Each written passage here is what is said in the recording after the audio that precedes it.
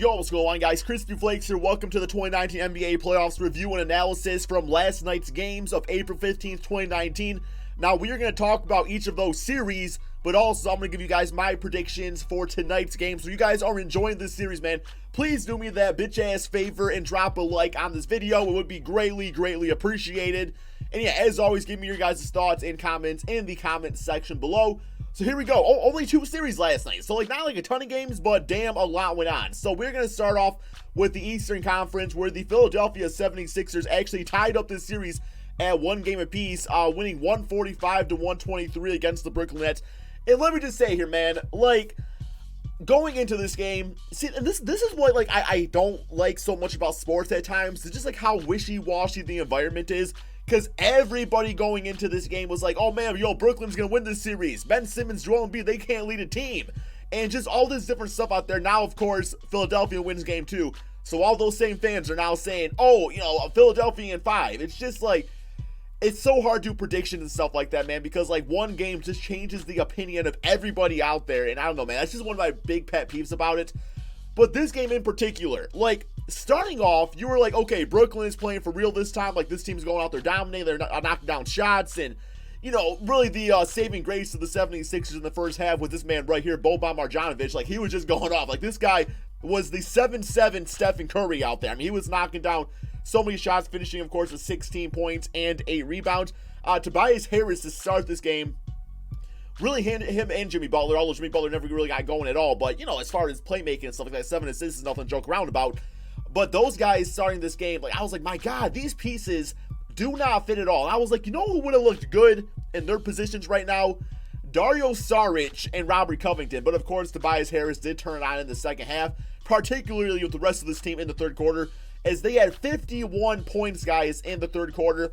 And I thought it was so interesting because, Mike Scott, what he did for this team coming off the bench is a lot like what Marcus Morris did for the Boston Celtics the other night. And that was the team was struggling in the first half. That bench guy that is usually a decent scorer, not always the greatest, not putting up no 20 points per game or nothing like that, but comes to the game, it just gives them consistency and it just shows everybody, hey, look, the basket does work, man. Shots are going to go in. So I thought that was really cool to see. Of course, Ben Simmons, he was aggressive this game, attacking the basket. I know the first game he was definitely very passive out there. And not passive in the sense where he was passing. Passive in the sense where he was just kind of negating himself from the game plan. He ends up with a triple-double this game. Of course, Joel Embiid, 23 points, 10 rebounds on only 12 shots. So nice efficiency right there. And I like seeing Embiid kind of take that step back. Only played 21 minutes, of course.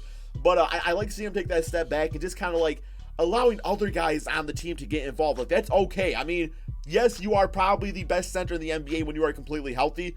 Or maybe Jokic or Karl-Anthony Towns, somebody like that. But, when the game plan is not according to plan, get all the players involved. And that's what they're out there for. That's why they get paid the big bucks, right? So I really like that a lot. And then, of course, the Brooklyn Nets side of things, Spencer Dinwiddie, 19 points, 3 rebounds, 8 for 16. He was very consistent. D'Angelo Russell, I mean, his stat line's not bad. Of course, from an assist standpoint, there was absolutely no ball movement on this team. I mean, you got your starting point guard getting 2 assists, man. Also 4 turnovers. So that is not the greatest assist-to-turnover ratio, at least according to my math. And yeah, I mean, you look at the rest of it, it's they did score 123 points. So the buckets were coming in. But it wasn't really one guy absolutely taking over. It was just kind of everybody chipping in, 10 points here, 12 points here, and that's just kind of how it was. And, I mean, really, it was the defense. They had no answers for the guys of the Philadelphia 76ers. Listen, Ben Simmons was kind of operating at will out there, and that's why the series is tied up. Now, going forward, what am I expecting from this series? I mean, I said from the beginning, I was saying, Philly in 6, and I could still see the Nets sneaking one away. Now, I stuck with that opinion, man. I'm not saying because the Nets won one game that I totally slept on the team. Maybe a little bit, but I still have the 76ers winning this series. And now we got the big one. And this one we have a lot to talk about, man. So I want you to comment in the comment section below if you were one of these people. The halftime was over with. The Warriors were up by however many, 30 plus points, something like that. How many of you guys went to bed? How many of you guys turned it off? How many of you guys, popped on some Fortnite or something like that and just called it good for the night? Because I know a lot of people did. Me personally, I mean, yeah, I did not watch the second half of this game, guys. I did not watch the second half of this game, but it's so poetically funny out there that the Warriors give up the biggest lead in playoff history. But not only that, it was a 31-point lead, guys. 3-1. The return of the 3-1 is back. Oh my God. Seriously, man. The return of the 3-1 is back. And some more news we are going to talk about in a little bit here is actually Demarcus Cousins ended up getting a quad injury, and he is out.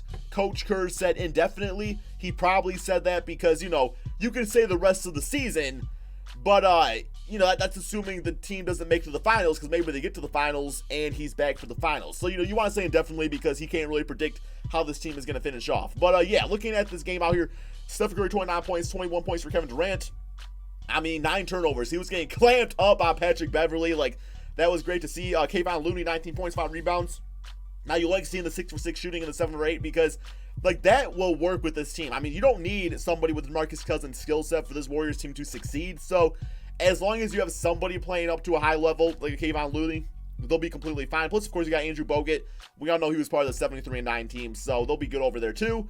And, so that's the rest of that. Looking at the Clippers side of things, Lou Williams, this guy continues to impress, 36 points and 11 assists. And I was saying, when I was doing my series predictions, I believe I said 4-1 Clippers were going to lose to the Warriors. And I said the reason I give the Clippers one game is because I do believe that Lou Williams was going to have one of those 30, 40-point games out there. And that's exactly what this was, man. He pretty much carried this team. Him and Montrez, perfect shooting night. It sucks to see this guy only get $6 million a year because the way he's playing, especially coming off the bench with that efficiency, this man deserves, I'm going to say, probably $20 million a year, guys, with these numbers. He's been such a big part of the Clippers' success this season. So that's been fantastic. Neil Gallinari, 24 points, 6 assists for him. And yeah, just really that whole second half, man, this team just completely came back. Fourth quarter just completely clamped up the Warriors. Really cool to see. But real quick here, let's talk about the Golden State Warriors, because now that Demarcus Cousins is going to be out, what exactly does this team do with their lineup? Well, we're going to take Demarcus Cousins right out of there, and I'm thinking a team whose bench is really not all that great already.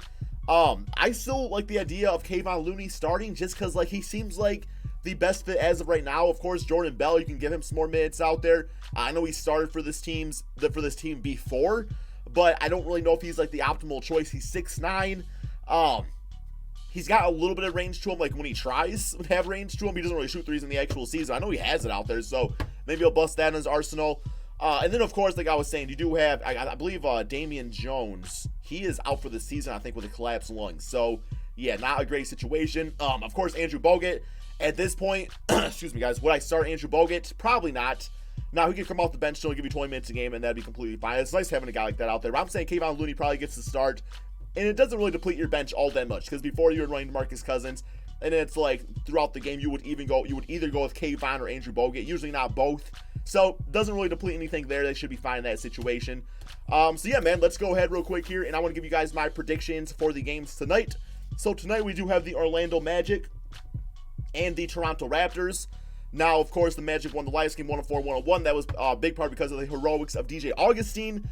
I still have Toronto winning tonight. I know, man, the Magic, it's going to be one of those fan bases that are just going to tear me up in the comments and say, oh, you are sleeping on us. It's no, I'm not sleeping on you guys. I just don't think DJ Augustine's going to have 25 points again tonight. And as bad as Kyle Lowry was, you got to hope something good comes out of this. Yeah, I mean, Kyle Lowry, that's not looking great out there for himself either, man. He's got to have a good night, but all that pressure can really build up. But regardless, I still have Toronto winning the series, man. I have them winning 4-1 now. I had a 4-0. I have them 4-1. I'm sorry. I don't mean to sleep on the Magic. I just like Kawhi Leonard a lot. I feel like he's fantastic. So, yeah. I mean, the Magic played their best basketball, and they only won by 3 points. I'm sorry to say it. All right, next game we have is the San Antonio Spurs and the Denver Nuggets. This game right here, I could very well see it going to 7 games, but I don't see San Antonio winning 2 games on the Nuggets court, so I am going to say the Nuggets probably do win this game and tie up the series. Now, I very well could see the Spurs, getting one on their home court, and the Denver Nuggets maybe sneaking one away, or I don't know. I really see this game going to a Game 7, guys. I really do, but I do have the Denver Nuggets winning this one. Nothing against the Spurs at all. It's just more like respect to the actual series at hand. So, yeah, man. And then the final game we have tonight is OKC Portland. Another series that I definitely can see going 7 games. I could very well just see Portland winning both of their home games, and then the Thunder winning both of their home games, and then Portland winning theirs, and then Thunder winning theirs, and then going to Portland. And, man, I had the Thunder winning the series. I'm not going to lie. At this point, I have no idea the way Enes Kanter played last game. What did he have? He had the 20 points, 18 rebounds. So I have no idea how that's going to go. But regardless, I do see this one going probably to 7 games now. I will admit when I was wrong. I don't think I gave Portland enough credit. I think a lot of people kind of wrote this team off just because of their playoff woes in the past and not having Nurkic, but not really kind of sleeping like Enes Kanter. Like, Enes Kanter has just kind of been slept on his whole career anyway. So, I mean, it makes sense, man, that this would all happen right here. But yeah, that is the end of this video, guys. Really looking forward to the games tonight. Thought it was really funny that they go into the table with a 31-point lead. Even if the Clippers, the Clippers are not going to win the series. But damn, just giving us this nice little treat. And let me just also end on this note. As far as a player getting injured, like Demarcus Cousins, I hate to see him go down with injury. But I know for a fact, like, a lot of NBA fans out there, we were so pissed off about him joining the Warriors anyway, that I know, like, on the forefront, we are going to say, yeah, man, we feel bad for him, like, injuries suck. And that's the belief you should have, that injuries should never happen. But I know, like, in the back of all of our minds, we're all just kind of like, how you guys going to handle that, man? Only 4 superstars now. But, I'm hoping the best for Boogie Cousins, personally speaking. So, yes, hope you guys all enjoyed. Be sure to drop that like. Subscribe if you're new to my channel. Give me your thoughts in the comment section below. And peace out, my friends.